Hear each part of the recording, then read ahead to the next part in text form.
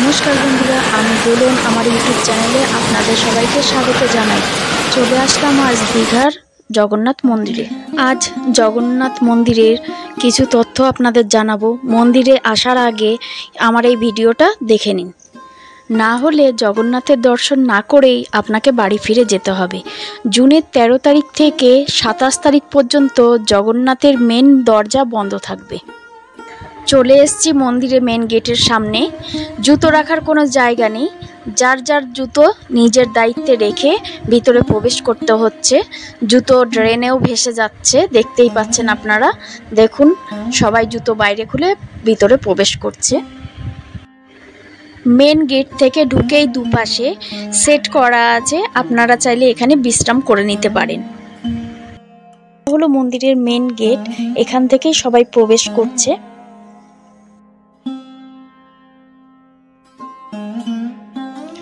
মন্দিরটা অনেকটা জায়গা নিয়েই তৈরি করা, খুব সুন্দর লাগছে দেখতে।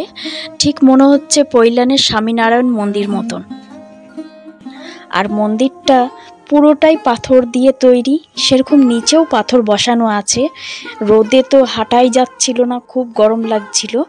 আপনারা পারলে বিকেল দিকে আসবেন, তাহলে মন্দিরের যে লাইট জ্বলে অপূর্ব সুন্দর লাগে দেখতে। জগন্নাথের মূল মন্দিরে পৌঁছাতে গেলে 4খানা দুয়ার পেরিয়ে যেতে হবে। স্কনের তত্ত্বাবধানে পরিচালিত হচ্ছে দীঘার জগন্নাথ মন্দির।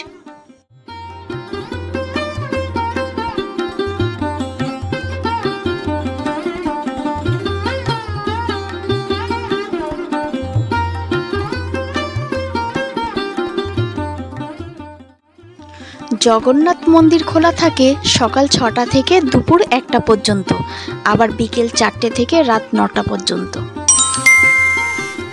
মূল দুয়ার পার করেই দুপাশে পদ্মপুকুর করা আছে, অপূর্ব লাগছে দেখতে।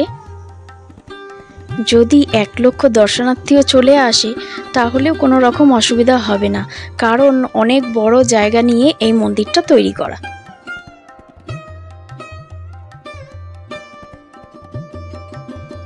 এখানে একটা খুব সুন্দর নারায়ণের মূর্তি রাখা আছে।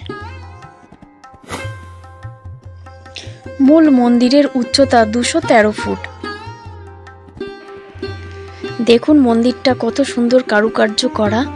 এখনো মন্দিরের কাজ শেষ হয়নি, মন্দিরের কাজ এখনো চলছে। আপনারা চাইলে পুজোও দিতে পারবেন, 50 টাকা 100 টাকা দিয়েও ডালা পাওয়া যায়।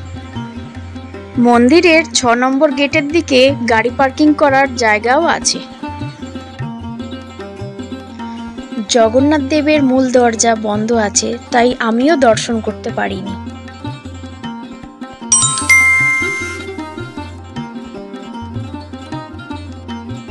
মন্দিরের প্রতিটি দেওয়াল খুব সুন্দর কারুকার্য করা আছে।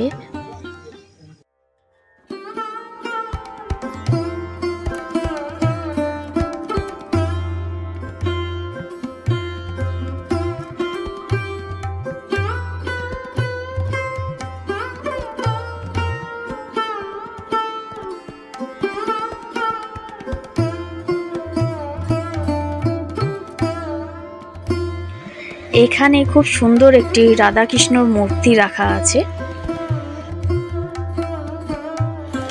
মন্দিরের পাশে অনেক ছোট ছোট মূর্তি রাখা আছে। এইটা কোন ঠাকুর আমি ঠিক বুঝতে পারছি না, আপনারা যদি জেনে থাকেন আমাকে কমেন্ট করে জানাবেন। বন্ধুরা, আমার ভিডিওটা যদি ভালো লেগে থাকে তাহলে অবশ্যই লাইক, কমেন্ট আর শেয়ার করে দেবেন। জুতো রাখার জায়গা নেই ঠিকই, কিন্তু ব্যাগ রাখার জায়গা আছে। ওখানে কাউন্টার করা আছে ব্যাগ রাখার, ওখানে আপনারা চাইলে ব্যাগ রাখতে পারবেন।